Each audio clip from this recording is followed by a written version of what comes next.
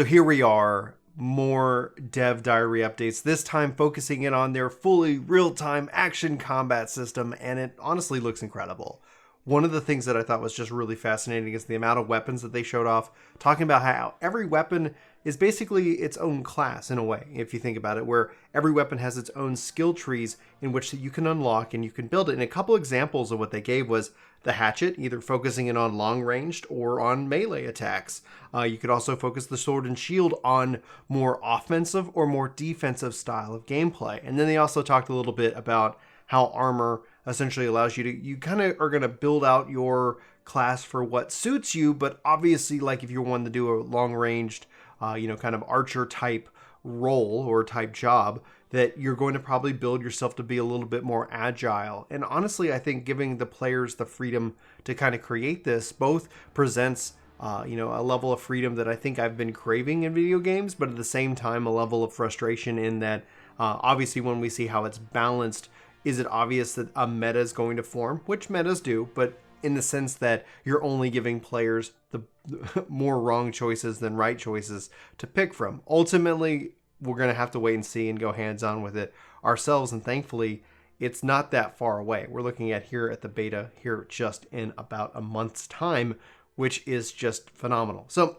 on that note, they just did and finished their pretty much chapter 3, their call to arms, and I'll include a link to it in the description of this video in case you want to go watch it for yourself uninterrupted by my thoughts on it. But for the weapons themselves, we saw the sword and shield, we saw the great axe, we saw the great hammer, we saw the bow and arrow, which the gameplay looks really, really cool in my opinion. Almost same thing with the rifle and the pistol, so 2 other weapons, rifle and pistol, but there's obviously a third person shooter in a way. It felt interesting, and I was really happy to see that come into play. We saw a staff, which is essentially tied into casting and magic. We saw a spear, and then we obviously saw the hatchet several times. So a bunch of different weapons that we can pick from, that we can choose to play with, and then that's going to tie into the overall economy, a player-driven economy with crafting where these weapons are forged by players who have to make these weapons. That's going to be kind of a real big key part of the sandbox that is New World. And I just put up a video just a little bit ago talking about my concerns and my hype for this game overall. That's all tied into this, and this trailer honestly is marketing at its finest. They were firing on all cylinders. Everything they were saying excites me.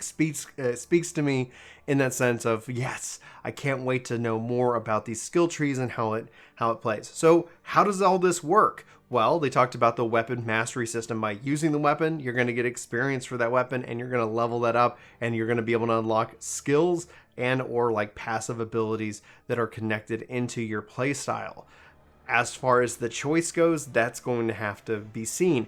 The big part of this, the really exciting piece of all of this, is it ties into the magic system, in which that is also a concern that I just posted and talked about. But the magic system itself, they show it off. They talk about how gear and combat isn't all stat-based. Stats are going to play a massive role in the game, but because of its fully action combat, which they said a couple of fully real-time action combat, but because they focus in on that, obviously you can have a kind of a zero base damage level that you can dodge and thus not take damage. You can also have the enemies dodge and not put out damage. So there's not a base level damage that's going to be applied to it. They said they want you to think of this as a more of an action RPG than an MMO first, but obviously this is an MMO, and that word brings its own connotation. It brings its own struggles to the genre. It brings its own marketing strategies that have to come with it, because there are several people who will see MMORPG and be like, oh, that's not for me. I've played this before. I played World of Warcraft. I played this other game, and maybe it wasn't for me. So there's some key differences, obviously, between World of Warcraft and New World, but we'll dive into that more when we get to go hands-on with it next month.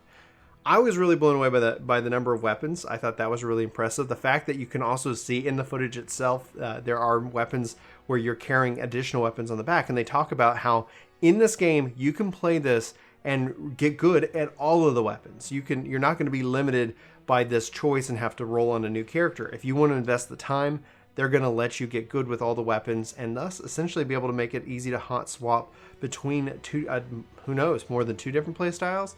From how it looks like you're carrying at least 2 weapons. So that would be interesting to see somebody go sword and shield, switch over to magic, and more.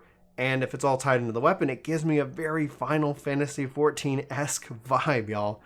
For those of you who were here with 1.0, 1.0 was driven based off of the skill points. You would use a weapon and we'd get skill points at random, it felt like. You wouldn't get it every time, and you'd get experience, which would increase your physical level, but you wouldn't actually get, skills that, that would... Anyway, it was a whole mess. But not to sit here and harper back onto 1.0. I really am always intrigued by the build it your way you want. And then at the same time, know that sometimes that doesn't necessarily... It sounds better on paper. So... as we just gear up and get closer into the age of New World, as we get closer to this release, it's going to be interesting. Let me know if you guys have any questions. I just thought I really wanted to highlight this if you guys haven't seen this video. A, showing off magic, looks cool. B, showing off the combat, looks really cool. C, showing off the different variety of types, and then they go into PvP at the end of it. But the PvE and the PvP side of it and how combat's all going to work, all of this sounds really cool. So I'm still sticking with what I said in my other video. We've pre-ordered. I'm going to be playing this in April. We're going to be obviously covering it in May. So hopefully you guys enjoy some New World coverage as this heats up. Hopefully this will be a really exciting game that we can play for years and years and years. And hopefully it's not a repeat of 2019's Anthem. I'm not getting Anthem vibes here, but at the same time, still just encouraging caution in that regards. Anyway, guys, I'd love to know what you think of this, what you think of New World. Have you watched their video? If you haven't, go watch it. I'd love to know your thoughts about New World and what might speak to you, what doesn't speak to you. Sound off in the comments below. I'd love to get those thoughts. But for Work to Game, my name's Brian. Thanks for watching this video. Hope you guys have an amazing day. I'll talk to you soon. Take care.